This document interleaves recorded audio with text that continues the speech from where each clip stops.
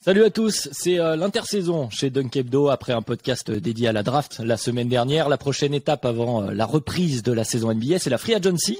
La Free Agency qui débutera officiellement le 2 août, donc demain à l'heure de l'enregistrement, probablement aujourd'hui ou hier à l'heure de la sortie du podcast.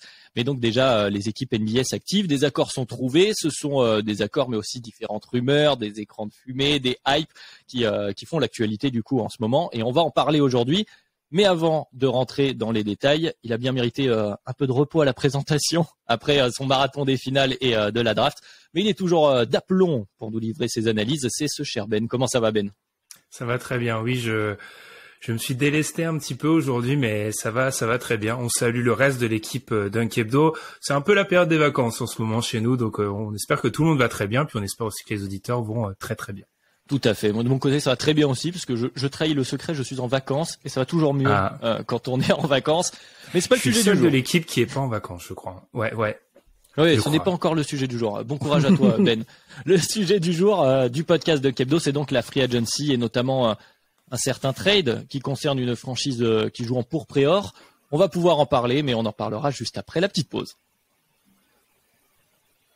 C'est donc l'information qui a fait le plus de bruit le soir de la draft NBA. Oui, les Los Angeles Lakers et les Washington Wizards qui ont ouvert la période des trades donc en NBA à quelques jours de la Free Agency.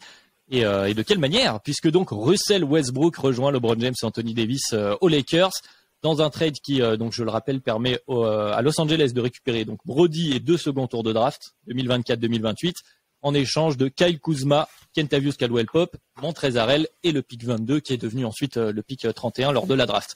Et eux ont pris donc la direction de Washington DC et des Wizards. Donc évidemment, c'est un trade qui a tout de suite fait beaucoup réagir les observateurs, les fans, les réseaux sociaux, qui a enflammé notre conversation WhatsApp aussi chez Dunk Hebdo. Et on est obligé de débuter le podcast du jour par cet échange. Donc Ben, avant de rentrer dans tous les détails, quelle est toi ta première réaction face à ce premier move signé Rob Pelinka cette année? Eh bien, tu sais, aux États-Unis, ils ont de nombreux podcasts et il y en a beaucoup où la tradition, c'est avec ce genre de trade de faire un instant reaction. On fait un podcast dans la foulée, 30 minutes, 1 heure après. Et souvent, je suis heureux qu'on ne fasse pas ça. Parce que parfois, on a envie de le faire, mais là, on est devant un trade où, si jamais on l'avait fait, je pense que notre discours aurait été un petit peu différent de celui qu'on va avoir aujourd'hui. Donc du coup, pour répondre à ta question, ma première impression, c'est qu'est-ce qu'ils font? Quand je parle, bien évidemment, je parle des Lakers. Qu'est-ce qu'ils font? Je pense bien évidemment, comme à tout le monde, au fit qui me paraît extrêmement hasardeux. L'association LeBron James, Russell Westbrook, Anthony Davis, elle me paraît pas claire. Elle me paraît même contre-intuitive, même difficile à imaginer dans une équipe qui joue le titre. Ça, c'est à peine caché. Je me demande aussi comment on fait pour remplir le reste de l'effectif, parce que du coup, là, on a 3 joueurs qui, à eux tout seuls, remplissent pratiquement l'intégralité du salary cap, ce qui fait que les marges de manœuvre actuelles se limitent à des contrats minimum et la taxpayer mid-level exception. Donc, je me dis, qu'est-ce qui se passe? Et ensuite, je pense c'est ce qu'on va faire. Je comprends le cheminement des Lakers, de Pelinka et peut-être de LeBron James parce qu'on a su que les 3 s'étaient réunis. Mais globalement, interloqué, ma première réaction. Ouais, c'est ça. Puis c'est à peu près la réaction de tout le monde. Tu l'as dit. Si on avait fait une réaction à chaud de manière globale, si j'en crois ce qu'on a pu lire sur les réseaux sociaux, mais aussi là dans notre conversation interne avec Hebdo, et notamment Madiane, qu'on ne va pas citer textuellement, qu'on ne va pas paraphraser. Évidemment, on va dire qu'il y avait des réserves par rapport à ce trade. C'est vrai que le premier réflexe, c'est de se dire qui va shooter dans cette équipe avec Westbrook, LeBron et Anthony Davis au centre de tout ça. Donc je propose de commencer par ça, par cette fameuse question du fit avant de venir sur le reste de l'effectif. Alors comme toi, au début, je trouve ça très mauvais. On va pas se cacher. Et puis en réfléchissant, on essaie de comprendre la logique, parce qu'il y a forcément une logique. Il faut pas non plus se cacher. Les GM en NBA, ils ont une idée derrière la tête. On sait que les Lakers sont une équipe qui vise le titre. Les Lakers de LeBron et Anthony Davis, ils se sont pas réunis pour faire de la figuration. L'intérêt, c'est d'aller gagner. On sait que de l'autre côté, dans la ligue, ils ont pu voir, notamment avec leur élimination prématurée cette année, les forces en présence de l'autre côté. Et je pense notamment aux Nets. De Kevin Durant, Harden et Kyrie Irving qui ont certes été sortis à une demi-pointure de chaussures, mais qui au complet font très très peur. Et je pense que la première réflexe du côté des Lakers, c'est de se dire, si on veut gagner, il faut qu'on soit plus fort que ces joueurs-là. Et donc, premier réflexe, quel superstar on peut attirer? Il se trouve que Westbrook est relativement disponible, hein, on s'en rend compte. Alors, on ne savait pas vraiment, c'est arrivé un peu assez vite, mais Westbrook est disponible. Ils ont un package avec des joueurs qui sont plus forcément en odeur de sainteté. On en avait parlé, hein. Je pense notamment à Montrezl et Kyle Kuzma dans ce trade, puisque KCP a quand même un vrai intérêt de par son profil au sein des Lakers. Voilà, il décide de faire ce mouvement pour récupérer Westbrook. Je sais pas, moi, je pense comme tu le disais, que le fit c'est une chose, mais le fit va falloir le voir au général une fois qu'on aura l'ensemble de l'effectif, quoi, finalement. C'est un move fait avec une seule idée, c'est la puissance de frappe. C'est un move pour de la puissance de frappe. Ça a été sorti par Eric Pincus qui suit je sais pas si j'ai bien. Il me semble que c'est New York et Nets, enfin il me semble. Je sais plus si c'est. Enfin, je sais pas si je l'ai bien prononcé. En tout cas, une chose est sûre, il a sorti l'info comme quoi, du côté des Lakers, on avait 3 plans. Le plan A, un peu utopique, soit un Damian Lillard, soit un Bradley Beal. Voilà, ça s'est pas fait. On avait le plan B, qui était soit Chris Paul, mais Chris Paul a fait de bons playoffs et visiblement, d'après ce qu'on lit, il devrait peut-être prolonger du côté des Suns. Russell Westbrook, ça c'était le plan B. Le plan C était Buddy Hield. Partons du principe, ça a été dit par beaucoup, le fit de Buddy Hield est beaucoup plus intéressant. Sur ça, je suis d'accord. Qu'on parle en puissance de feu, parce que je suis totalement d'accord, tu as parlé des Nets, c'est un move que tu fais avec les Nets dans la tête. On manque pas de respect aux Bucks, hein, mais on l'a vu, ces Nets-là, dans leur forme optimale, sont très très très forts. Et je suis pas sûr que contre cette équipe-là, c'est une équipe au fit, taillée, avec des costumes taillés à la perfection, qui, dans l'idée, selon ce que peuvent penser des Pelinka, des LeBron James, qui suffira. C'est-à-dire que demain, si tu alignes une équipe où tu gardes certains des role-players, où tu ajoutes un Buddy Hield, je suis pas sûr que sur 100 oppositions contre les Nets, elle en gagne beaucoup. Je pense que comme tu l'as dit, du côté des Lakers, ce qu'on se dit, c'est, alors Russell Westbrook, c'était peut-être la seule superstar avec ce package-là qui était pas incroyable, hein, on va pas se mentir, qu'on pouvait en tirer. Et on se dit, si jamais on arrive à retrouver un certain Russell Westbrook, en termes de puissance de feu, de superstar, c'est peut-être notre meilleur moyen. Alors, est-ce que je trouve qu'il se rapproche des Nets? Personnellement, pas vraiment, parce que je pense qu'il y a 85% de chances que ça échoue, mais je pense qu'ils prennent les 15% de chances. Ils se disent que dans un monde parfait, tu as plus de chances avec Russell Westbrook qui retrouve de sa superbe qu'une équipe au fit avec des Buddy Hield et des shooters autour. Oui, tout à fait. Et puis, il faut aussi identifier, je pense que les Lakers, pendant cette saison, ont aussi identifié les faiblesses de leur effectif, donc dans la version LeBron AD et des role-players, entre guillemets. Et une des faiblesses qu'on a pointé du doigt tout au long de la saison et qui s'est vue d'autant plus en play-off, c'est toutes les minutes sans LeBron, et c'est le playmaking. Et donc, effectivement, Buddy Hield, c'est un très bon shooter, et ça fit bien en théorie avec un LeBron James. Cela dit, ça ne te règle pas toutes ces minutes sans LeBron James et aussi tous ces matchs sans LeBron James, parce que c'est aussi tout au long de la saison. Là, on a parlé des playoffs, donc de la puissance de feu nécessaire pour gagner face aux plus grosses équipes de la ligue. Mais aussi, il faut avoir un bon seeding pour ne pas se retrouver en play-in, par exemple. Et comme tu as Anthony Davis qui rate souvent des matchs, LeBron James qui vieillit, qui a besoin de repos de temps en temps, eh bien, le cas Westbrook, là, il fait totalement sens, parce que c'est un joueur qui a prouvé, alors avec des hauts et des bas, avec les critiques qu'on peut émettre envers Westbrook, mais qui, quand on décide de lui donner un effectif de role-player à talent limité, et que c'est lui qui a la charge d'amener cette équipe au bout, de la porter sur ses épaules, eh ben il le fait. Il a emmené les Wizards jusqu'au play-in. Il l'a déjà fait auparavant, évidemment. On se souvient de ses années à OKC notamment.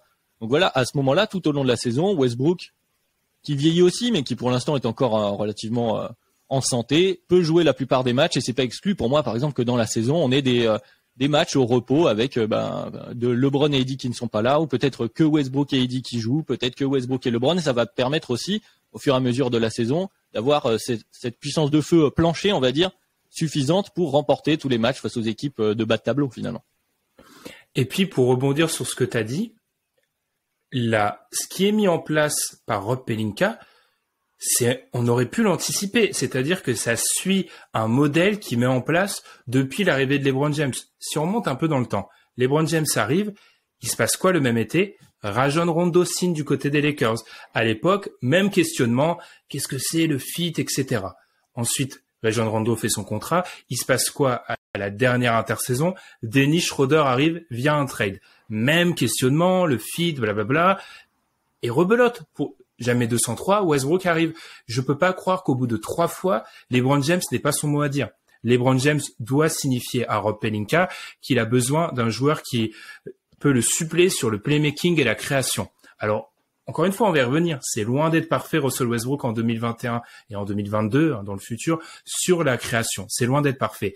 Mais ça fait quand même 3 fois qu'on a le même schéma. Donc, LeBron James, forcément, et l'équipe, globalement, doit penser cela. Et puis, tu l'as dit, la saison régulière, c'est la 2e saison de suite. Et il y avait un peu de ça à chaque intersaison qu'on se plaint que les Lakers pensent trop à la saison régulière.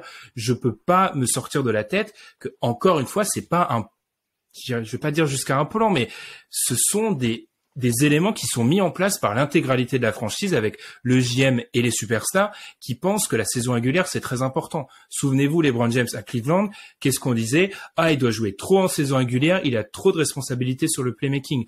Alors, est-ce que c'est parfait ensuite pour maximiser en playoff? Non, mais on a trop d'éléments pour croire que c'est juste un move qu'ils ont fait juste parce qu'ils paniquaient. J'y crois pas. Il y a un plan derrière. Alors après, on peut démonter le plan, Adrien. On peut penser que le plan est super bancal. Ça, je suis d'accord. Mais ça suit un cheminement, une façon de penser que Pelinka montre depuis qu'il a LeBron James aux Lakers. Oui, et puis quand tu arrives au bout de cette saison, comme tu le dis, bon, il y a des plans, souvent ils sont des plans assez à court terme puisque tu as des contrats courts avec tu as cité les Rajon Rondo, il y avait Dwight Howard, qui est aussi dans des rumeurs peut-être pour revenir, mais c'est une autre histoire. Là actuellement, c'est en train de faire une équipe de ouf si on était en 2012. Hein. Ah, incroyable. Westbrook, LeBron, Anthony Davis, tu rajoutes les rumeurs Dwight Howard, Carmelo Anthony, Rudy Gay, tout, Demar DeRozan, imprenable en 2012. Incroyable. Mais pour revenir au sujet, cette année à la fin de saison, il y a plus personne sous contrat pratiquement à Los Angeles. Alors, tu as plusieurs choix, et j'imagine que de toute façon, là, on voit la finalité, ce trade pour Westbrook. Mais il y a eu plusieurs pistes qui ont été forcément suivies. Alors, on a parlé de Buddy Hield. Je pense aussi que les Lakers ont dû passer un coup de fil pour Kyle Lowry, parce que ça semble être le profil peut-être qui répond à toutes les interrogations et à toutes les facettes de ce plan-là. Bon, ça s'est pas fait. Il décide d'aller sur Westbrook plutôt que de repartir sur peut-être un peu plus d'argent sur différents jeunes joueurs. Parce qu'on l'a aussi vu cette année, c'est-à-dire que on l'a dit pendant l'été. Cette année c'est peut-être le moment pour Kyle Kuzma, pour tous ces joueurs-là de prouver leur valeur, de monter, de passer une étape supplémentaire, de franchir une étape supplémentaire pour justement aider LeBron et Eddie. Ils n'ont pas réussi à le faire. Alors forcément, quand tu fais ça, quand tu décides d'avoir ces seconds couteaux que tu vas essayer de responsabiliser un peu plus, tu prends un certain risque. Et je pense que là, ils se disent alors il y a un risque aussi dans le fait d'amener Westbrook. Tu l'as évoqué, le pourcentage de chances que le plan marche est peut-être pas totalement en faveur des Lakers, mais je pense que tu t'assures un plancher où tu te dis ce pari-là me semble plus honnête dans le sens où si celui-ci fonctionne, le plafond est très très haut. Et puis pour moi, encore une fois, c'est un move ils ont les Nets dans la tête. Ils ont seulement les Nets dans la tête. Je touche du bois. Hein. Les Nets sont quand même des joueurs, surtout un Kyrie Irving, qui sont pas tout le temps en bonne santé. Tu te dis que si par bonheur pour toi, par malheur pour les Nets, tu te trouves à 3 contre 2, je parle en superstar, ça passe. En fait, l'épouvantail Nets, c'est quand les 3 sont là. Alors attention, quand il y en a 2 ou voire 1 quand c'est Kevin Durant, ça fait toujours très peur. Mais l'épouvantail pour cette équipe des Lakers là, qui en a 2 top 10, qui a 2 top 10 NBA, c'est quand les 3 en face sont là. Ils peuvent se dire que si jamais les 3 en face ne sont pas là, nous avec cette équipe là, dans sa constitution, on est bon.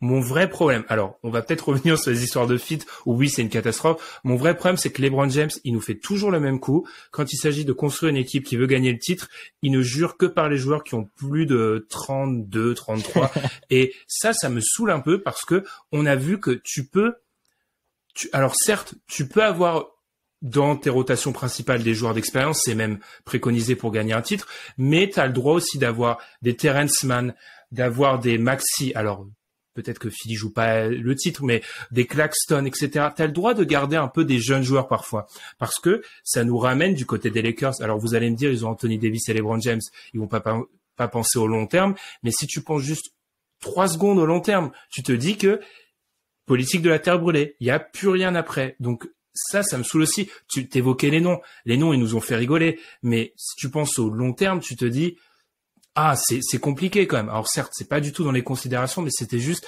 ça me saoule un peu de toujours retomber dans ce même fonctionnement de construction d'équipe. Ouais, oui. Je comprends tes réserves. Après voilà, c'est le fonctionnement des équipes de LeBron. C'est voilà, il est là pour gagner au plus vite et peu importe ce qui se passera après. Et ça a l'air d'être la direction qui a été choisie. Bon, tu as LeBron James, tu suis son schéma. Il y a un autre facteur auquel tu me fais penser, c'est que les équipes de LeBron James, au-delà de cette histoire de shooters, de vétérans, etc., c'est aussi des équipes qui défendent fort habituellement. Et ces équipes à l'énergie, au défi physique. Et c'est quelque chose qu'on a beaucoup vu dans ces playoffs. Le défi physique est très compliqué, et notamment les champions NBA en titre, les Milwaukee Bucks, ont fait souffrir pas mal d'équipes sur la longueur des séries. Et quand t'as donc un LeBron vieillissant, un Anthony Davis qui est un peu parfois sur une jambe la dernière image qu'on a de lui, c'est relativement triste sur un parquet en tout cas. Voilà, Westbrook, ça t'amène ça. Alors c'est pas un grand défenseur sur l'homme, il a plutôt tendance à se jeter sur les interceptions, etc. Mais en tout cas, ce qui est sûr, c'est que tu vas avoir cette énergie du mec qui va prendre le rebond, qui va pousser la balle, etc. et qui emmène les joueurs avec lui. Souvent, les équipes avec Russell Westbrook en option 1, c'est des équipes qui courent, c'est des équipes qui se donnent au moins physiquement. Et je pense que c'est aussi un facteur qui est rentré dans cette décision de se dire la réponse au défi physique est très importante dans l'NBA actuelle. Et comme tu le dis, tu te retrouves souvent avec des joueurs de 32, 33, 34 ans sur le terrain. Des fois, c'est compliqué. Là, tu vois, on évoquait Carmelo Anthony ou Rudy Gay. Bon, pour le défi physique en 2021, 2022, ça va être plus compliqué. Donc, un Russell Westbrook s'inscrit en tout cas dans cette logique, même si voilà, il va falloir attendre d'avoir encore une fois le reste des noms de l'effectif. On est en symbiose totale, Adrien, j'allais évoquer ça, mais effectivement, c'est vrai que, tu vois, si tu cherches quelques axes chez ces Nets où il faut un peu pilonner, le défi physique, ça, en réalité, on l'avait dit depuis la constitution de ce Big Three là, peut-être leur faiblesse, c'est que si tu joues une équipe qui est physiquement au-dessus, il pourrait leur arriver des bricoles, et c'est intéressant que les Lakers reviennent un petit peu vers cette formule-là, même s'ils s'en sont jamais vraiment éloignés, parce que Dennis Schroeder, Montrezl, ça reste dans le même moule. Mais c'est vrai qu'il y a cette idée de domination physique. Après, pour revenir sur la défense de Russell Westbrook, oui, globalement, historiquement, ça a toujours été un mec qui a parié beaucoup sur la ligne de passe. Là, c'est plus que jamais. Après, à voir, parce que si on parle un peu terrain, ça va être nouveau pour Russell Westbrook. Depuis que KD a quitté OKC, il a toujours été dans des équipes, même du côté de Houston, où il a eu un usage pas possible, etc. Et moi, je vois un peu ce trade. Alors, ça va te faire mal d'entendre ça, Adrien, mais je vois un peu ce trade comme celui de Melo à OKC. Alors, je compare pas le niveau des joueurs. Je dis juste, c'est un trade qui sous-entend change ton jeu.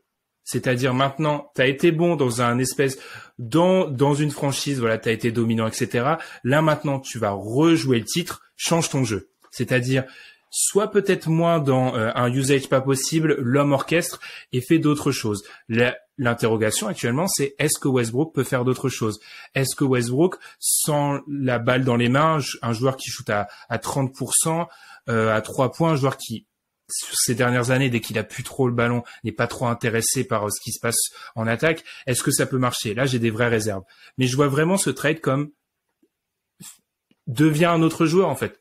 Transforme-toi. Mais c'est sûrement un des paris de Pelinka, c'est de dire, bon, tu as LeBron James, c'est aussi un des avantages, c'est quand les joueurs rejoignent les équipes de LeBron James, tu acceptes, parce que tu l'as bien dit, Westbrook, il a toujours été option maximum 2, voire 1 bis, maximum. Et là, avec LeBron James et Anthony Davis, c'est clair et net, tu seras 3, ou 1 sur des séquences sur le terrain, parce que tu risques d'avoir beaucoup de rotation avec Westbrook et le reste des role players, je pense que c'est aussi l'idée. Mais en tout cas, il le sait, lui, quand il signe. Là, tu n'auras pas le choix, tu ne seras pas l'option 1 bis. C'est sûr et certain. Alors après, j'ai des réserves comme toi, et les premières réserves qu'on entend souvent sur Westbrook, c'est dans ces prises de décision. Dans le clutch, c'est difficile de voir une équipe, comme tu l'as dit, donc avec LeBron, AD et donc un Westbrook sans ballon. Dans le clutch, ça paraît un peu compliqué à réaliser, mais après, dans l'absolu, si effectivement il a pris conscience de ça, et je pense que ce sera le cas, et que je pense qu'ils ont eu le temps de discuter. On sait bien que les superstars NBA parlent beaucoup avec LeBron James, Anthony Davis. Un Westbrook qui se contente d'amener son énergie en troisième option et d'être un finisseur, parce que aussi voilà, LeBron James, Anthony Davis, ça reste des joueurs qui savent faire des décalages. Anthony Davis qui peut s'écarter, tu peux ouvrir la raquette pour des drives de Westbrook qui justement, on en parlait un petit peu juste avant de prendre l'antenne. Westbrook qui a un peu tendance à se reculer du cercle, à tirer de plus en plus loin. Et ben c'est peut-être l'année où tu peux te dire, mon gars, retrouve le drive, on va jouer aussi pour toi en tant que finisseur, et peut-être que ça va aussi t'aider à trouver ta place dans ce rôle-là, quoi. Effectivement, on en parlait avant d'enregistrer. Il y a une petite stat très intéressante du côté de Basketball Reference qui est la distance moyenne du tir d'un joueur. Et on voit que Westbrook, cette année, il a jamais été aussi loin, à l'exception peut-être de sa saison MVP, il était encore plus loin. Mais autrement, à part ça, avec une meilleure adresse. Avec une bien meilleure adresse. C'est un peu une anomalie au niveau de l'adresse, sa saison MVP, il est à pratiquement 35% à 3 points. Mais ce qui est intéressant, c'est que quand on regarde le cheminement sur ces années post-Durant, l'année où il se rapproche le plus du cercle, c'est du côté d'Houston. Et on l'avait dit, il y a eu une période, si on doit retenir peut-être dans une équipe qui a de l'ambition, une période face pour Russell Westbrook ces dernières années, il y a cette période où James Harden se blesse du côté d'Houston, et où Westbrook prend un peu le jeu à son compte. Ça, c'est peut-être ce qu'il faut retrouver. Et aussi, il faut aussi dire que un mec comme Davis, Westbrook peut être un joueur qui est positif pour les intérieurs comme un Davis. Alors pas sur le côté spacing, mais sur le côté pick and roll, etc. Donc je pense qu'il y a des aspects positifs. Après oui, je suis très très inquiet vis-à-vis des questions de fin de match, des questions de joueurs sans ballon, parce que LeBron James aussi sans ballon, c'est pas non plus oufissime. Question de qui tu mets à côté, parce que visiblement il y aurait eu un accord tacite pour que Davis passe en 5 et LeBron passe en 4, d'après ce qui flotte dans le microcosme NBA. Les Lakers sont une grosse défense depuis l'arrivée de LeBron. Physiquement, ça va demander beaucoup plus à ces deux-là s'ils décalent d'un poste. Et aussi ma question, c'est qui sont les deux autres à côté? Parce qu'en plus, tout le monde dit ah oui, il faut des 3&D. Oui, mais ça pousse pas sur les arbres. Tout le monde en veut. Et en fait, en trouver avec une enveloppe si limitée, même en étant ces Lakers-là avec tout ce pouvoir d'attraction, c'est difficile. On parle par exemple d'un retour peut-être d'un Danny Green, c'est bien, mais tu vois, il faut trouver Alex Caruso, par exemple, on n'a pas parlé, mais Horton Tucker et Caruso, ils peuvent s'aligner, mais on sait déjà que certaines équipes vont mettre de l'argent sur ces joueurs-là. Et ma question, c'est là, si on veut parler du fit, parce que visiblement c'est toujours la question qui prime, le fit est pas évident en fait. Enfin, pour moi, c'est inimaginable une équipe où dans laquelle tu as 4 joueurs qui sont Westbrook, Caruso, Davis, James. C'est pas... Non, ça marche pas. Ouais, non, mais je pense que tu conclus bien cette analyse de ce trade. Finalement, on va pouvoir trancher, entre guillemets, l'avis sur ce mouvement une fois qu'on aura le reste de l'effectif des Lakers devant nous. Parce qu'on peut supputer sur, comme tu disais, sur certaines rumeurs, sur des joueurs qui reviennent, sur des Melo, des Rudy Gay, des DeMar DeRozan, tout ce qu'on veut. Bon, tant que l'effectif est pas rempli, tant que c'est pas signé, c'est difficile de se projeter. Et puis c'est un peu, on commencerait un peu à se projeter trop finalement. On va attendre de tout savoir sur cet effectif des Lakers. Et justement, du coup, ça nous permet, j'ai envie quand même d'avoir ton avis et qu'on en discute de ce trade-là de l'autre point de vue, parce qu'il y a une deuxième équipe quand même dans cette histoire, mine de rien. C'est vrai. Il n'y a pas que les Lakers qui récupèrent. Je t'avoue, quand t'écoutes les émissions sur ce trade, t'as l'impression que les Lakers, ils ont fait un trade avec eux-mêmes. Westbrook, il était là. On a balancé des joueurs, on a récupéré Westbrook, c'était vachement bien, cette loterie, elle est super bien. Non, mais donc, effectivement, il y a les Wizards de l'autre côté de ce trade, donc les Wizards qui sortent donc d'une année avec Russell Westbrook aux côtés de Bradley Beal, une année, finalement, avec un bilan mitigé, mais plutôt correct, on va dire. Vu le début, ouais. Ouais, plutôt correct, on arrive au play-in, c'était pas si mal, on va dire. Mais en tout cas, qui décide de tourner cette page Westbrook, pour l'instant, à l'heure où on enregistre, de rester avec Bradley Beal, et donc de ramener plus de joueurs, un jeune joueur, un prometteur avec un profil un peu particulier, mais Kyle Kuzma, un KCP, on en parlait des 3&D qui poussent pas sur les arbres, en voilà un, sauf qu'il est parti de Los Angeles, KCP, et puis tu as un Montrezl Harrell et un pick avec un jeune joueur. Comment tu le vois du côté des Wizards? Qu'est-ce qui transparaît selon toi au niveau de ce trade? Ce qui transparaît, c'est que je ne comprendrai sans doute jamais Bradley Beal. C'est-à-dire que là, toutes les planètes semblaient alignées pour que de son côté, il y a une demande de trade et rien. C'est-à-dire que je pense que, alors peut-être que Bradley Beal va demander son trade un jour, mais ça fait plusieurs fois que la fenêtre d'opportunité s'ouvre et Bradley Beal ne s'engouffre pas dedans. Ça me pose question parce que là, je pense qu'en tant que GM des Wizards, tu te dis bon, le chapitre ou en tout cas la partie Westbrook est terminée, on peut en profiter pour aussi tourner le chapitre Bradley Beal. Non, Bradley Beal reste. Ce que j'en pense, c'est déjà d'un point de vue, alors c'est très bête, mais d'un point de vue comptable, il se débarrasse entre guillemets d'un Westbrook qui aurait pu coûter presque 50 millions l'année prochaine, 47 millions. Donc d'un point de vue salarial, c'est très intéressant, surtout que Bradley Beal, il rentre dans son année l'année prochaine en option. Donc voilà, donc ça, il faut garder en prime, c'est-à-dire qu'en gros, si jamais Bradley Beal décide, par exemple, de partir, disons que Bradley Beal décide de partir, d'un point de vue financier, c'est extrêmement sain. Enfin, t'as peut-être du Bertans, etc., mais c'est plutôt sain. Et puis les contrats qui arrivent du côté des Lakers sont pas fous, hein. Les Kuzma, etc., c'est pas fou. Ce que j'en pense du côté des Wizards, c'est que ça va être peut-être une année de transition vers quelque chose d'autre, mais ma question, c'est, j'ai l'impression que le quelque chose d'autre, il dépend de la décision de Bradley Beal qui n'arrive pas. J'ai l'impression que parfois, en fait, le non-trade de Bradley Beal est presque un problème parce qu'il faut que tu restes un minimum compétitif quand tu as un joueur qui, on le dit, on le met dans notre DH20, voilà, dans le top 20 NBA, même si bon, il y a selon les nuances, selon les préférences de chacun. Je te regarde, Adrien, droit dans les yeux, ça peut fluctuer. Donc du côté des Wizards, je pense que c'est une bonne opération parce que franchement, on nous aurait dit que Russell Westbrook était transféré et que tu récupérais des joueurs qui peuvent jouer et être utiles. On n'y aurait pas cru. Après, il y a toujours ce statut de Bradley Beal qui est en suspens. Ouais, mais finalement, pour moi, tu vois, ce trade, c'est les Wizards qui répondent bien justement à cette question, à cette épée de Damoclès Bradley Beal, en se laissant les options ouvertes. Parce que finalement, en récupérant ces quelques assets, Kuzma, KCP, Montrez ont quand même des valeurs en NBA, tu t'offres la possibilité. Si Bill s'en va, alors c'est pas incroyable, mais comme tu dis, tu as de quoi refaire une reconstruction, tu as de la place au niveau salarial, c'est relativement sain. Et si Bill reste, tu as peut-être de quoi lui dire, écoute, on commence à faire des moves, on va pas continuer avec cette histoire de Westbrook, on voit bien que c'est pas suffisant, et on va être actif, on va essayer de faire des choses. Donc finalement, sur les deux tableaux, tu es encore présent. Et puis, tu as souligné aussi un point intéressant, qui est ce contrat de Russell Westbrook. Effectivement, si on remonte 2 ans en arrière du côté de Washington, ce contrat-là, il s'appelle John Wall, qu'on considérait comme intradable, on peut rien en faire. Et puis finalement, en 2 ans, le contrat de John Wall, il se transforme, voilà, en jeune joueur, role player intéressant en NBA et un pick de draft, alors qui a été ensuite échangé. Ils ont récupéré un intérieur. On va pas se lancer dans les grandes analyses, on laisse ça à Alan, mais a priori, donc c'est un intérieur assez stretch. Bon, voilà, tu as des jeunes joueurs, tu as des assets. Là où tu avais le contrat de John Wall, où tu te paraissais coincé dans une impasse totale au niveau des Wizards. Globalement, ce que fait le front office des Wizards, alors c'est pas souligné parce que c'est de l'évacuation et c'est pas de l'acquisition. Mais il y avait autoporteur aussi, il faut s'en souvenir, etc. Donc c'était assez compliqué la situation. On remonte 2-3 ans en arrière, ils avaient 3 contrats qui bouchaient absolument tout. Donc ça a plutôt bien évolué. On en parlait avant d'enregistrer. Ça prouve bien que la théorie du contrat intradable, on a vu bouger ces derniers mois. Donc Westbrook, John Wall a bougé la saison dernière, Kemba Walker, Al Horford, Blake Griffin a été gentiment limogé du côté de Détroit. Et un certain Chris Paul. Chris Paul aussi, c'est très juste. Donc cette idée de contrat impossible à toucher, en réalité, ça n'existe pas vraiment. Donc du côté des Wizards, c'est positif.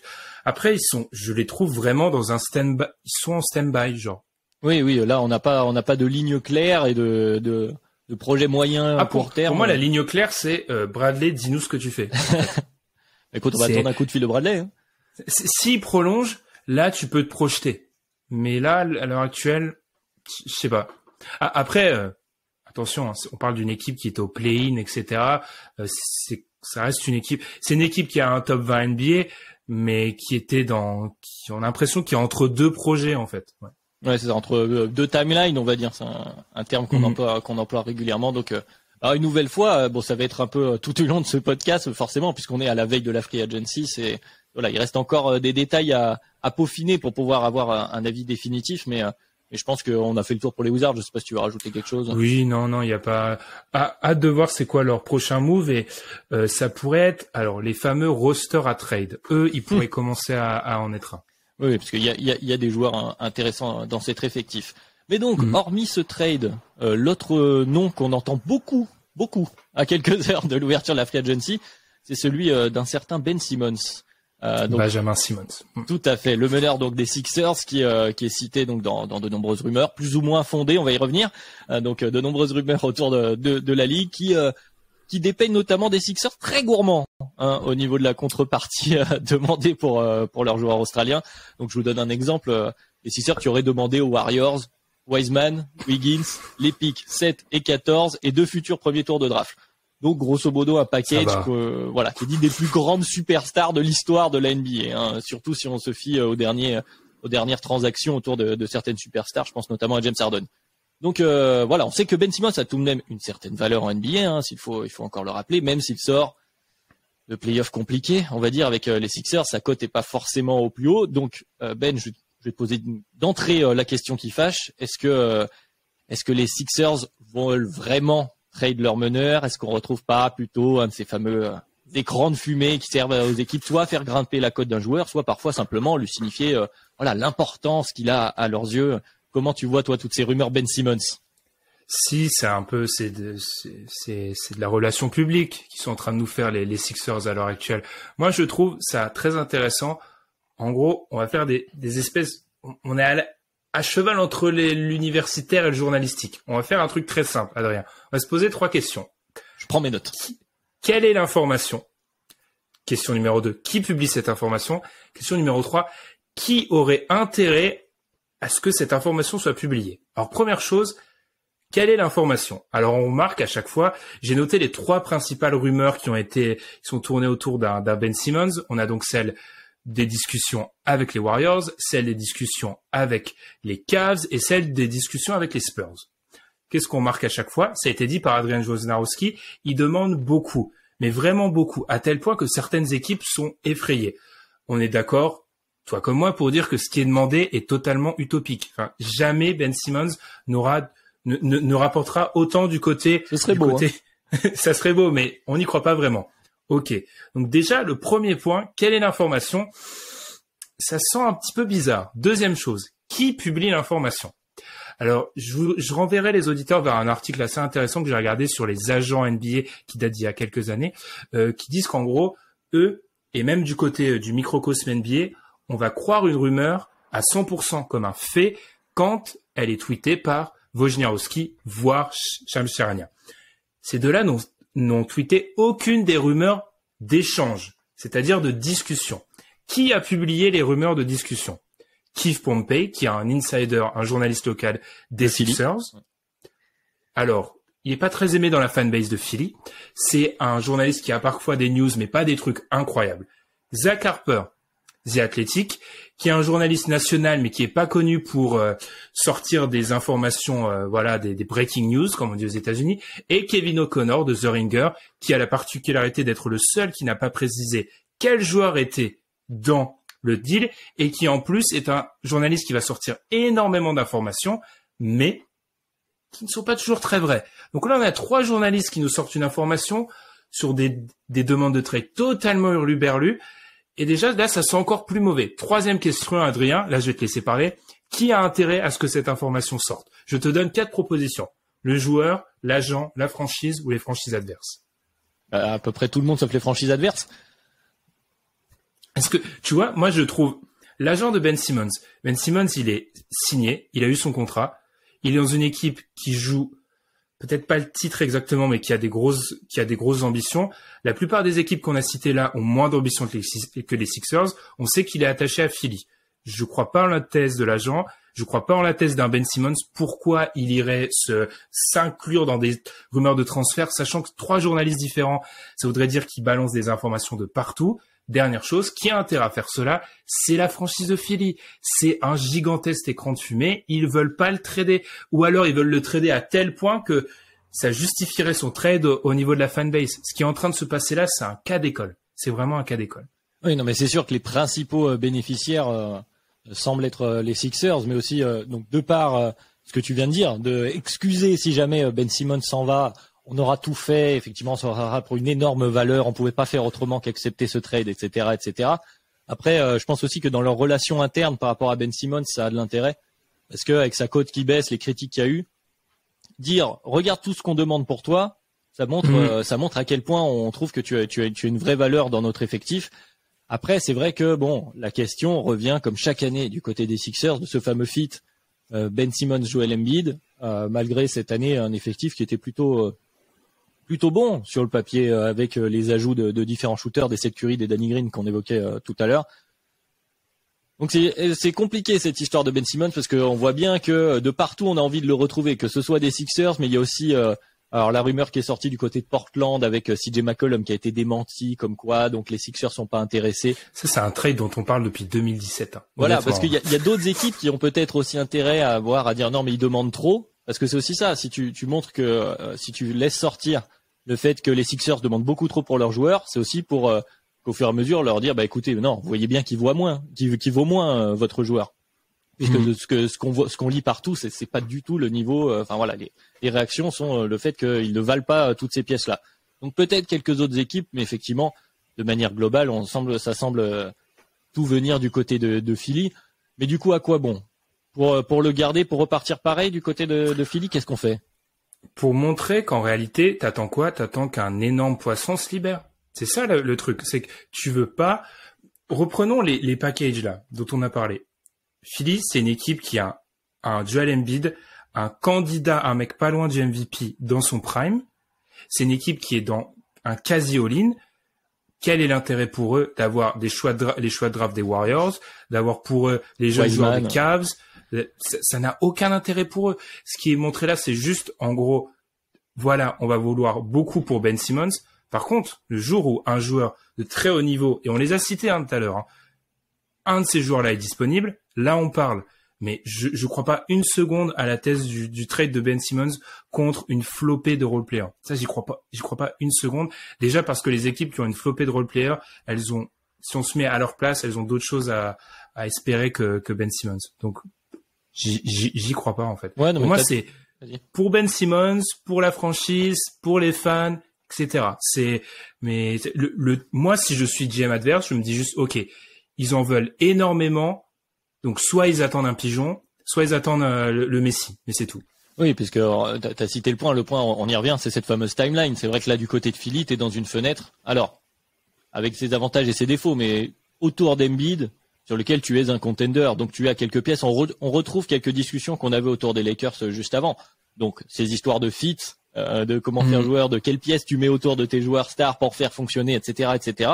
Mais tu es quand même plus dans une timeline de jouer le titre à court moyen terme plutôt que de tout balancer. C'est vrai que ça n'a aucun sens de balancer Ben Simmons pour un James Wiseman. Enfin. La rumeur Cavs est là, c'est celle-ci qu'elle. La rumeur Warriors, tu peux te dire, en gros, ouais, le package est tellement délirant, tu peux ensuite le refourguer à quelqu'un pour quelque chose. Ça, admettons. Mais alors, le package Cavs, il a aucun sens.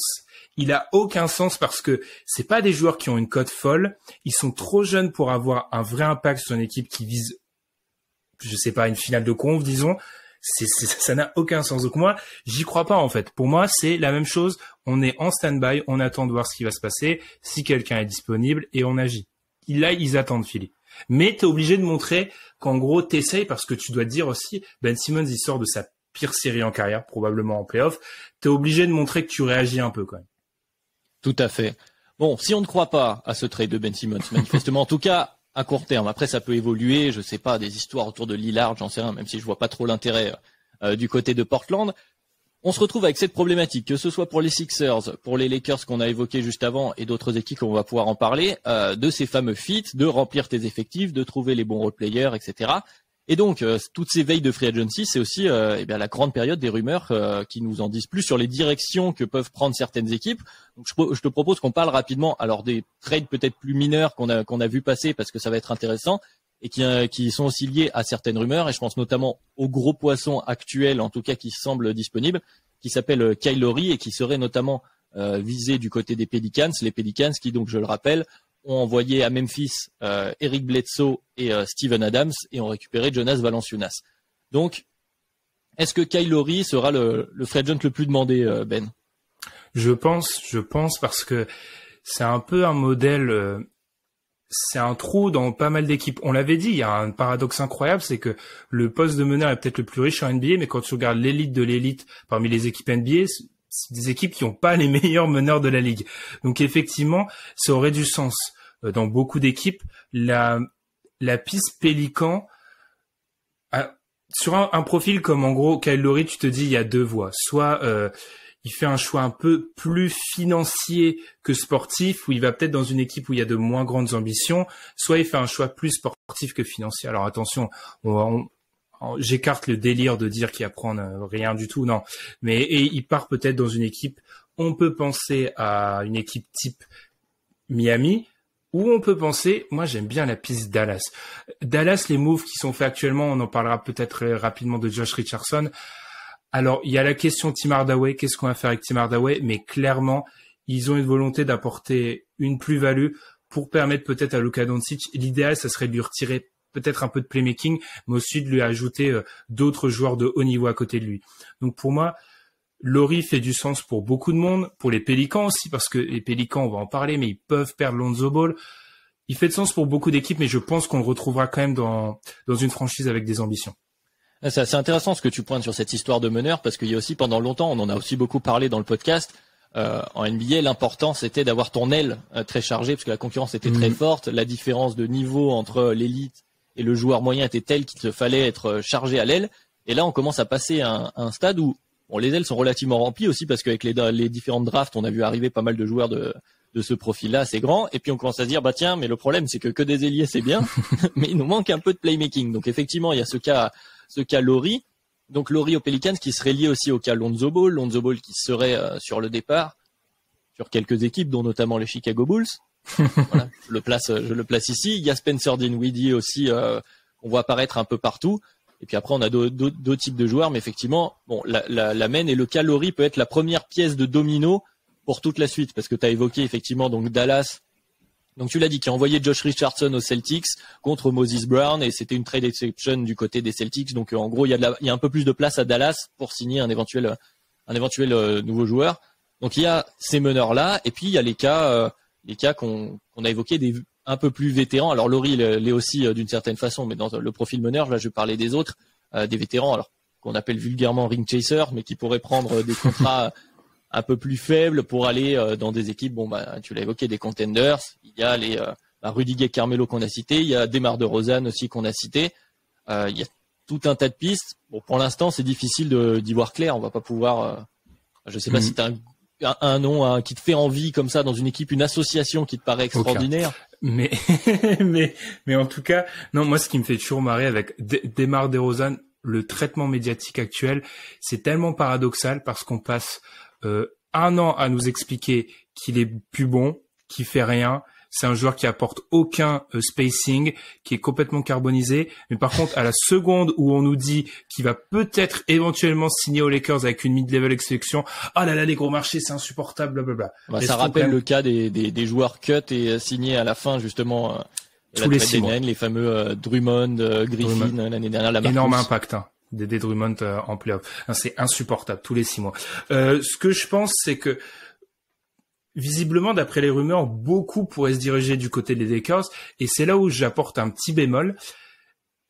C'est une construction d'équipe, on a dit, de LeBron James, qui a marché surtout quand LeBron James était soit numéro 1, soit numéro 2. C'est-à-dire qu'en gros, son équipe se dégageait largement du reste, où tu étais dans une espèce de guerre froide avec les Warriors. Là, je mets les Nets devant. Faut pas oublier les Clippers, les Bucks sont champions en titre. Je sais pas si, alors peut-être parce qu'il y aura des opportunités en termes de minutes d'exposition, etc. Mais je sais pas si le choix Lakers sera si évident qu'on le dit pour beaucoup de ces joueurs-là. Ah, il y a toujours le prestige. On revient à cette histoire de gros marché. Mais c'est vrai que bon, tu vas gagner aux Lakers. Déjà, tu mets ce maillot. Jouer aux Lakers, il y a l'héritage Kobe en plus qui est dans la tête de pas mal de joueurs en ce moment. Surtout que là, on parle de joueurs d'une génération plus ancienne, donc certains ont joué face à Kobe, ouais. Oui, tout à fait. Et puis on l'a vu là, même après le titre de Giannis, les gens ont ressorti les tweets de Kobe autour de la Mamba mentality. Il y a quand même ce mythe Lakers. Et puis après, il faut voir ce que les autres équipes que tu as citées recherchent, parce que est-ce que du côté des Bucks, on a beaucoup envie de bouger, d'aller signer, de prendre des risques entre guillemets, parce que aussi ces vétérans-là, bon, ça peut marcher comme ça peut. J'aime beaucoup Carmelo Anthony, mais je pense pas que dans tous les contextes, il soit positif en 2021-2022. C'est la même chose pour DeMar DeRozan. Tu l'as dit, c'est un profil qui est quand même très particulier, peut-être un peu anachronique. C'est peut-être un peu dur de le dire comme ça, mais en tout cas en 2021-2022, c'est pas le profil que tu recherches en 1. Peut-être que finalement c'est l'histoire de Buddy Hield qui n'a toujours pas bougé, hein, quand même, il faut le dire, ouais. qui sera peut-être celui qui sera le plus demandé dans toute cette histoire. Vis-à-vis des free agents du côté des vétérans, c'est vrai que je sais pas si certaines des équipes que j'ai citées sont prêtes à prendre ce genre de risque. Je pense juste que là, la hiérarchie, les Nets sont premiers.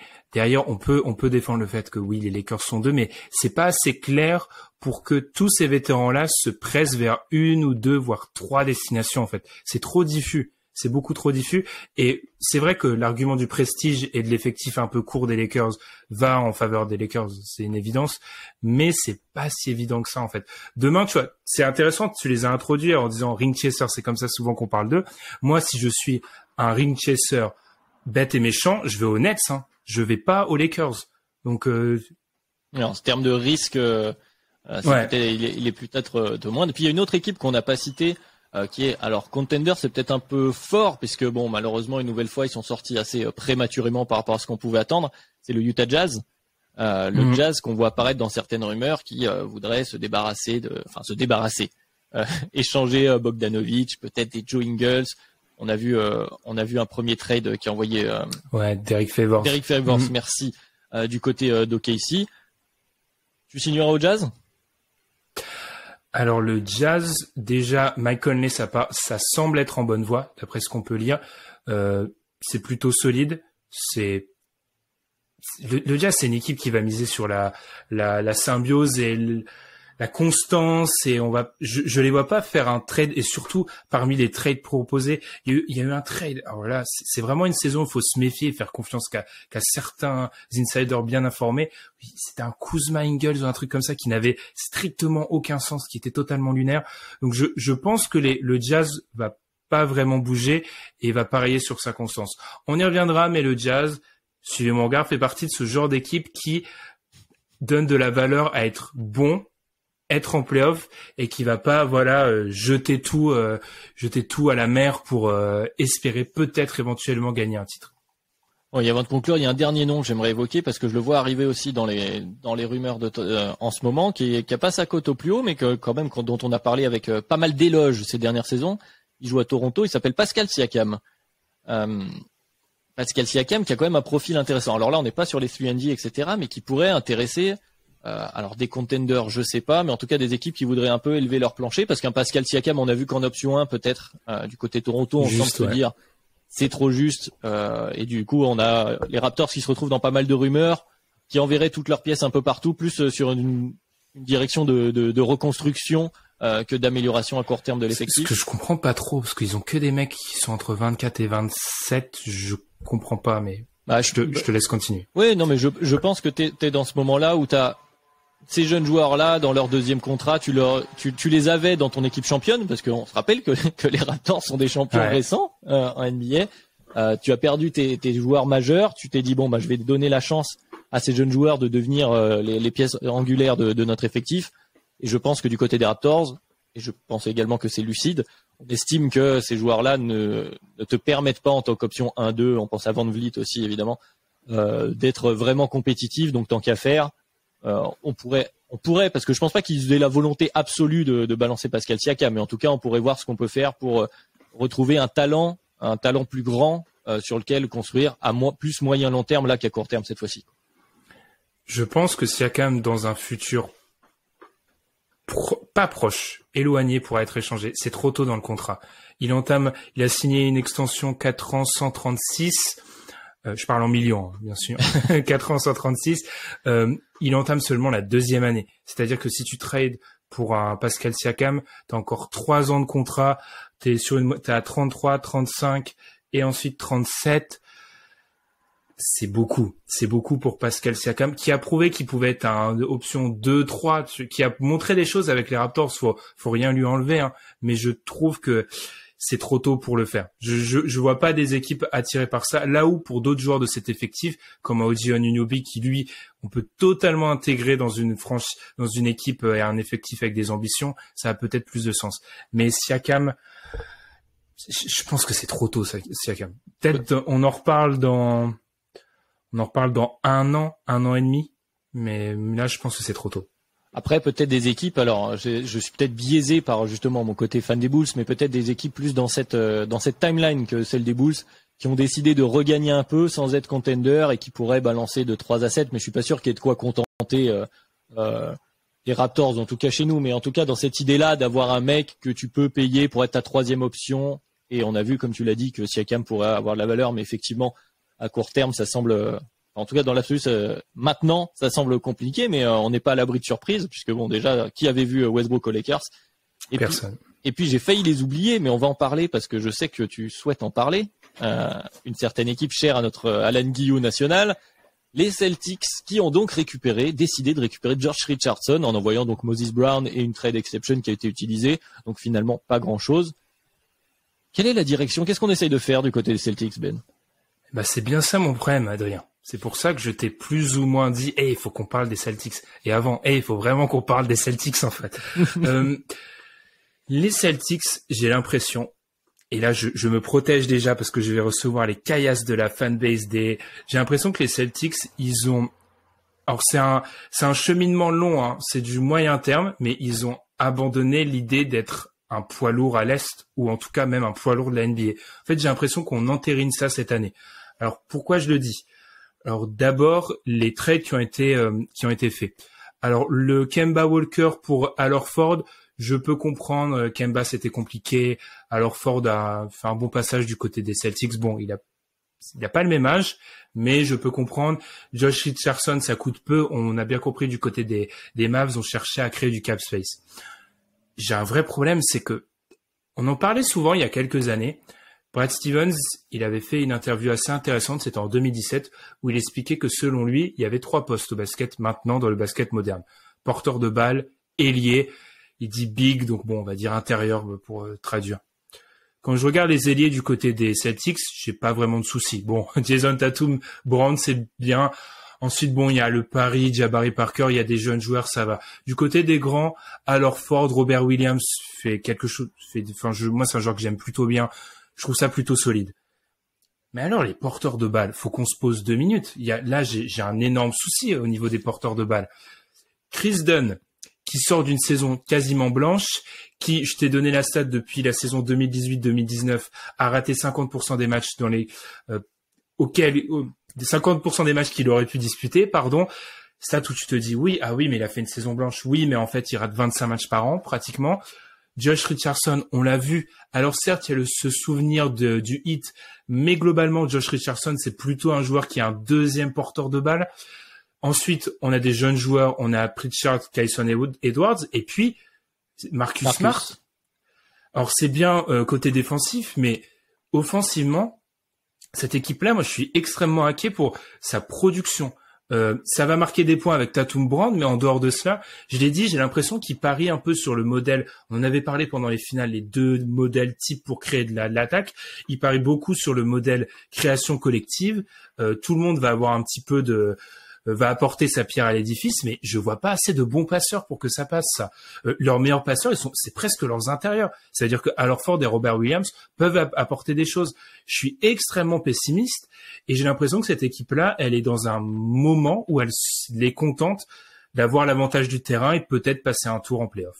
Oui, même si on rajoute Evan Fournier que t'as pas cité, qui est pas forcément de retour à 100%, mais qui pourrait être là, ça ne règle pas et ça ne change pas. Et en plus, Fournier, on peut le dire, les rumeurs nous laissent sous-entendre qu'il pourrait peut-être pas revenir. Donc oui, tout à fait. Et puis ça réglerait pas de toute façon les problématiques que tu viens de soulever, mais après moi je suis d'accord avec toi. Et puis c'est une analyse qu'avait faite Alan avec nous. Alors je sais pas s'il l'a fait en podcast, mais en tout cas on en a discuté entre nous après la bulle où les Celtics ont fait un joli run en play-off.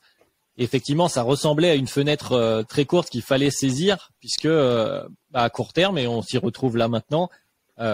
on voit pas un effectif. On a cité des équipes là juste avant et des effectifs, même à l'Est, qui ont une puissance de feu bien plus élevée que ce que les Celtics peuvent proposer avec donc cet effectif-là.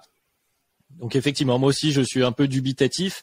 On peut espérer, voilà, encore une étincelle supplémentaire, mais ça va commencer à être compliqué de demander à Tatum et à Brown d'encore passer un cap et de devenir vraiment des superstars. Comme tu l'as dit, Tatum qui est dans notre DH20, mais pour aller gratter le top 10, va falloir se lever tôt, hein, même avec tout le talent qu'il a.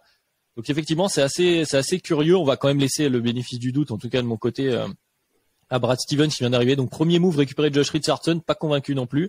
Après, dans l'optique où Evan Fournier ne revient pas, bon, il est dans ce profil-là, dans ce rôle-là.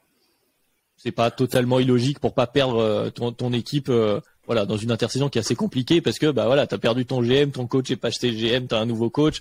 Bon, peut-être que c'est pas le moment non plus de faire des mouvements de panique comme on peut en voir de temps en temps. Mais moi, je me demande vraiment. Alors là, c'est une intuition. Hein. Brad Stevens a fait que quelques mouvements. J'ai l'impression on se dirige vers une gestion. Pas de bon père de famille, mais pratiquement, en fait, du côté des Celtics, où il y aura... Alain en a déjà parlé un peu, on en a un peu tous parlé. Le truc de se dire, bon, bah, c'est bien d'être une équipe solide et souvent en play-off. C'est bien, et cette espèce d'anomalie où, alors que tu avais des choix de draft très haut, du cap space et des jeunes joueurs, tu as réussi à faire des choses incroyables, peut-être que c'était une magnifique illusion. Et qu'en réalité, bah, cette équipe-là, elle a ce statut-là d'une équipe qui a peut-être l'avantage du terrain, mais pas plus, parce que quand tu te projettes à moyen terme, Adrien, c'est quoi la solution? Les assets, c'est terminé. Les jeunes joueurs, il y a un phénomène classique, c'est-à-dire que il y a un écart monstre entre le deuxième et le troisième meilleur joueur. C'est-à-dire que si tu veux trader pour un joueur de haut calibre, ils vont tout le temps demander Jaylen Brown, c'est une certitude. Et au niveau de la free agency, les salaires de Tatum et de Brown font que tu as peu de marge. Donc, quand je regarde les opportunités d'amélioration concrètes, à moyen et long terme, elles sont très faibles. Donc ouais, j'ai l'impression qu'on est content. Je te redonne la parole, mais tu vois, souvent on fait ces tiers, ces groupes de niveau. Ces dernières années, souvent les Celtics, ils étaient peut-être pas dans le plus haut, mais ils étaient dans ce groupe de poursuivants. Là, ils sont en chasse-patate. Là, ils sont troisième maintenant. J'adore l'analogie vélo, me plaît beaucoup. Mais pour revenir sur ce côté papa de Brad Stevens, de père de famille, comme tu disais, c'est aussi une des réserves qu'on avait dès l'annonce de ce changement. Et je pense que c'est un risque de sa gestion, de son début de gestion, c'est que tous les joueurs de cet effectif, c'était des joueurs qu'il avait quand il était coach. Et je pense que pour lui, à surveiller, hein, bien sûr, mais c'est compliqué de se séparer de ces joueurs-là. Peut-être qu'il les estime un peu trop haut. Peut-être aussi qu'il a peur de la confrontation, enfin de la discussion où tu lui dis, bah écoute, je t'ai balargué pour aller récupérer des pics de draft. Voilà, c'est le statut de Brad Stevens, c'est compliqué aux Celtics. Donc effectivement, bon, année 1, je pense que voilà, comme tu l'as dit, du côté des Celtics, là, on n'est plus dans l'optique d'aller gagner demain, enfin dans les 2-3 prochaines années. Va falloir laisser un petit peu de temps pour retrouver une vraie direction. Peut-être qu'il va falloir attendre que Brad Stevens puisse couper le cordon, entre guillemets. Après, tu vois, j'irais pas jusqu'à dire qu'ils ont pas de direction. Je dirais que le temps des ambitions folles est terminé. C'est-à-dire que maintenant, on est une équipe solide. Et là, t'as une équipe solide, hein. Le truc, c'est que le problème de playmaking et de scoring, tu ramènes Chris Dunn, tu ramènes Josh Richardson. C'est une équipe qui se construit sur celle de son coach, en fait. Sur les idées de son coach, Udoka, on met de la défense, on met des vétérans. C'est ça, en fait, qu'ils sont en train de faire. Ils mettent des vétérans et de la défense. C'est pas le cocktail qui a montré les meilleurs résultats sur des campagnes de playoffs. Donc bon. C'est juste LeBron James, mais comme on le dit souvent, comme la règle, c'est LeBron James, c'est compliqué. C'est un problème. Donc, je voulais juste en parler un peu parce que, pour moi, c'est pas une page qui se tourne parce que on commençait à la tourner, mais là, c'est acté, en fait. C'est acté totalement. Ouais, bon, pour le moment, on va essayer de faire confiance à Jason Tatum du côté des Celtics, a priori. Mais à surveiller une nouvelle fois, je pense que c'est de toute façon, c'est un peu le bilan de ce podcast. Bon, on a quand même pu dire des choses, notamment sur Russell Westbrook aux Lakers, on y a passé une bonne vingtaine de minutes. Mais finalement, il va falloir attendre cette ouverture de free agency, les trades qui vont arriver, un peu s'écarter des rumeurs, avoir enfin des arrangements signés pour pouvoir réagir. On va pouvoir en parler. Mais avant de refermer ce podcast, je voudrais aussi qu'on souhaite la bienvenue à 2 personnes, à Antoine et à Gabin dans l'équipe de Kebdo. Vous allez pouvoir les retrouver sur les réseaux sociaux. Puisque ce sont donc nos nouveaux community managers qui ont déjà commencé à échanger un peu avec vous sur Twitter. Donc encore plus que d'habitude, n'hésitez pas à aller à nous suivre, à venir échanger. Maintenant, on va être actifs. Exactement. À souhaiter donc la bienvenue à nos community managers. On est bien sûr aussi toujours disponible sur vos plateformes de podcast favorites. Également, il est bien possible qu'on prenne quelques vacances chez Dunkebdo, c'est pas sûr, mais il pourrait y avoir quelques semaines sans podcast. On vous tiendra bien sûr au courant, mais on sera d'attaque. Je suis extrêmement fatigué. C'est compréhensible. Après, on a enchaîné quand même cette saison de bulles. Nous aussi, pas que les joueurs NBA. Franchement, on va passer le cap fatidique de l'heure. Je m'excuse, Adrien. Non, t'inquiète. Franchement, c'est un long tunnel. Et le truc, c'est que nous, on se dit toujours, pour vous faire un peu entrer dans les coulisses, on se dit toujours, à l'intersaison, faudra trop qu'on fasse ce sujet-là. Genre, moi, je veux tellement faire un sujet Celtics, process, voilà, les reconstructions, blablabla. Et là, tu te dis, la saison, elle reprend mi-octobre, on est début août, on doit faire des previews, on doit faire le DH20. Qu'est-ce qu'on fait? Ouais. Et puis tout le monde a envie de prendre un peu de repos. On n'est pas forcément chez nous pour avoir un bon son, etc. Donc, c'est pas toujours évident. Mais voilà, donc c'est possible. On vous tiendra bien sûr au courant sur les réseaux sociaux, donc n'hésitez pas à nous suivre. On sera d'attaque pour la saison NBA 2021-2022 du coup qui se prépare. Ouais. Ne vous inquiétez pas, le DH20 sera fait, les previews bien sûr.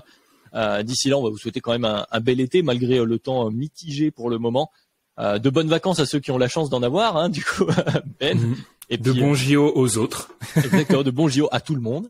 Et puis on espère que la France ira le plus loin possible, elle ira arracher une médaille. Et puis on se retrouvera très très vite pour un nouveau podcast Dunkebdo. Salut. Salut Adrien.